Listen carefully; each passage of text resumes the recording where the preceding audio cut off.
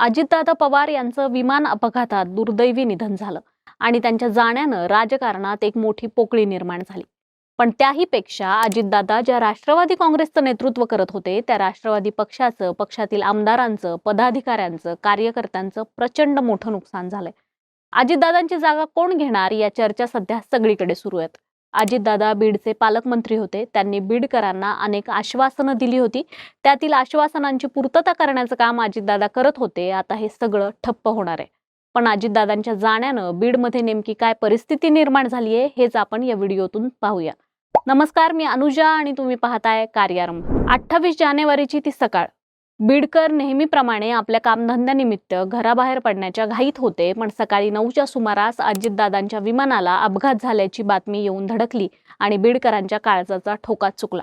कारण यापूर्वी सकाळी सकाळीच स्वर्गीय गोपीनाथराव मुंडे यांच्या कार अपघाताची बातमी येऊन धडकली होती। त्याही वेळी सुरुवातीला मुंडे जखमी असल्याचं सांगण्यात आलं, पण मिनिटांनी जसा घड्याळाचा काटा पुढे पुढे सरकत गेला तसतशा काळजाला चिरा पडणाऱ्या गोष्टी ऐकायला आल्या। हीच परिस्थिती स्वर्गीय विनायकराव मेटे यांच्याही बाबतीत झाली होती।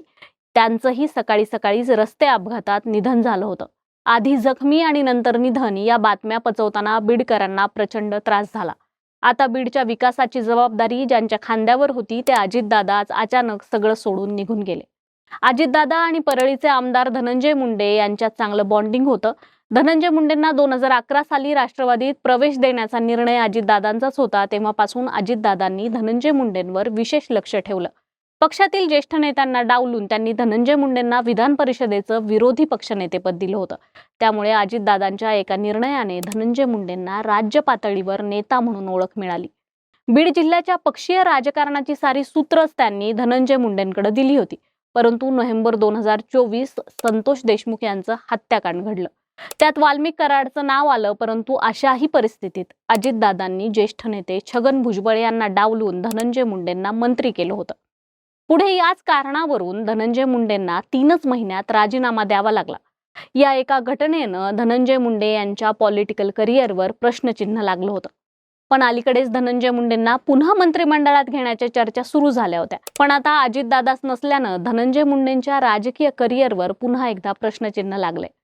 धनंजय मुंडेंना जेव्हा बीडच्या राजकारणातून साईड करण्यात आलं तेव्हा पक्षाची सारी सूत्र पंडितांच्या शिवछत्र बंगल्यावरून फिरू लागली। माजी आमदार अमरसिंह पंडित, विजयसिंह पंडित यांनी तर जिल्हा प्रशासनावर मजबूत पकड ठेवली होती। विशेष हे की राष्ट्रवादीच्या सर्वच पदाधिकाऱ्यांनी पंडितांना जिल्ह्याचा नेता मानलं होतं। अमरसिंह पंडित यांना स्वर्गीय गोपीनाथराव मुंडे यांनी 2004 मध्ये गेवराई विधानसभेत गुलाल लावला होता, पण 2009च्या निवडणुकीत अमरसिंह पंडित यांचा पराभव झाला। त्यातून त्यांनी 2012 मध्ये अजितदादा पवारांचं नेतृत्व स्वीकारलं।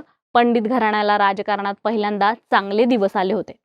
त्यातून त्यांनी बीड नगरपालिकेत देखील आपली सत्ता मिळवली होती। पण आता अजितदादाच नसल्यानं त्यांच्या नंतरचं नेतृत्व पंडितांना सांभाळून घेईल का असा प्रश्न निर्माण झालाय। कारण जिल्ह्यात अजितदादांच्या जवळ धनंजय मुंडे आणि अमरसिंह पंडित होते, पण दोघांनीही राष्ट्रवादी फुटल्यानंतर शरद पवारांवर प्रचंड टीका केली होती। दोन्ही राष्ट्रवादी पुन्हा एकत्र आल्यानंतर या दोघांचंही राजकीय भवितव्य काय असेल हे आज तरी कोणी सांगू शकत नाही। तिसरीकडे माजलगावचे आमदार प्रकाशदादा सोळंके हे अजितदादांचे लाडके नसले तरी सोळंके हे अजितदादांवर हक्क गाजवण्याची एकही संधी सोडत नव्हते। अजितदादांनी देखील सोळंकेंना त्यांच्या मतदारसंघापुरते पूर्ण अधिकार देऊन टाकले होते। धनंजय मुंडे असतील किंवा अमरसिंह पंडित असतील, या दोघांचाही इंटरफेअर आमदार सोळंके यांनी कधीच आपल्या मतदारसंघात होऊ दिला नाही। त्याचं कारण म्हणजे त्यांची अजितदादांसोबत असलेली बॉन्डिंग। हे दोन्ही नेते याच कारणामुळे सोळंकेंना टरकून असायचे। शिवाय सोळंकेंना मंत्रिपद मिळाले नसल्याने ते अनेक दिवसांपासून पक्षावर नाराज होते। मध्येच धनंजय मुंडेंना मंत्रिपद मिळणार असल्याच्या बातम्या आल्या की सोळंके पुढे येऊन मीडियाला पक्षविरोधी बाईट द्यायचे, पण अजितदादांनी कधीच त्यांना असं करू नका तसं करू नका म्हणून बजावलं नाही। त्यामुळे अजितदादांसारखा समजूतदार नेता आमदार सोळंकेंना इथून पुढच्या राजकारणात मिळणार का असाही प्रश्न आहे। चौथ्या बाजूला बीडचे आमदार संदीप क्षीरसागर आहेत। ते शरद पवार पक्षाचे आमदार असले तरी अलीकडच्या काळात त्यांच्या अजितदादांसोबतच्या बैठका वाढल्या होत्या। अजितदादांनी कुठल्याही कामांना निधी दिला की ते अक्षरशः बॅनर लावून त्यांचे आभार मानायचे। हीच गत बीडचे खासदार बजरंग सोनवणे यांचीही होती।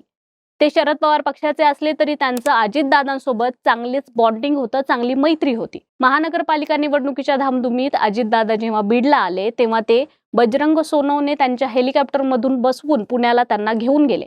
आमदार संदीप क्षीरसागर हे दोघेही पुण्यात अजित पवार यांच्या पक्षाचा प्रचार करताना दिसून आले. त्यामुळे खासदार सोनवणे आणि आमदार क्षीरसागर यांचे नेते शरद पवार असले तरी अजितदादा या दोघांच्याही हृदयात होते. आता विकास कामांच्या प्रश्नांबाबत या दोघांनाही महत्त्वाचा आधार देणारा कोणी राहिलेला नाही. याशिवाय सगळ्यात मोठं राजकीय नुकसान झालं असेल तर ते रमेश आडसकर यांचं. कधी राष्ट्रवादी, कधी भाजप, कधी तुतारी, कधी अपक्ष आणि पुन्हा अजित पवारांची राष्ट्रवादी असा त्यांचा प्रवास राहिलाय. अजितदादा पवारांनी आडसकरांना समजून घेतलं, पण आता इथून पुढच्या राजकीय प्रवासात आडसकरांना कोण समजून घेणार? आष्टीचे माजी आमदार बाळासाहेब आजबे यांनाही अजितदादांचा मोठा आधार होता. स्थानिकच्या राजकारणात आमदार सुरेश धस यांच्यासारख्या नेत्यांना प्रतिस्पर्धी म्हणून टिकून राहायचं तर अजितदादांसारख्या नेत्यांचा हात डोक्यावर असणं गरजेचं होतं. पण आता अजितदादाच राहिले नसल्यानं त्यांच्याही राजकीय करिअरला धक्का बसण्याची शक्यता आहे.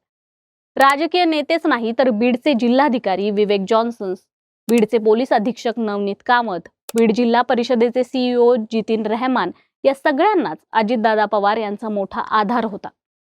काम करताना कुठल्या पातळीवर काही अडचण आली तर अजितदादा स्वतःहून या अधिकाऱ्यांना फोन करून धीर द्यायचे. चुकीचं काहीच करू नका, चांगल्या कामाला मागे हटू नका म्हणून सांगायचे. त्यामुळे प्रशासनात देखील एक शिस्त निर्माण झाली होती. पण आता हे सगळंच एखादं स्वप्न पडल्यासारखं वाटू लागलंय. बीड जिल्ह्याला लागलेली शिस्त बिघडून जाण्याची शक्यता आहे. एकूणच काय तर अजितदादा बीडचे पालकमंत्री होते म्हणून अनेक विकासाचे प्रश्न मार्गी लागले होते. पुढच्या काही वर्षात ते पूर्ण झालेले दिसले असते, पण नियतीने नेहमीच बीडच्या बाबतीत असे मोठे मोठे आघात केलेत. बाकी तुमची मतं आम्हाला कमेंट बॉक्समध्ये नक्की सांगा. व्हिडिओला लाईक करा, शेअर करा. कार्यारंभवर नवे असाल तर फॉलो करा. कार्यारंभ डिजिटल या फेसबुक आणि इन्स्टा पेजलाही फॉलो करा आणि कार्यारंभला सबस्क्राईब करायला विसरू नका. धन्यवाद.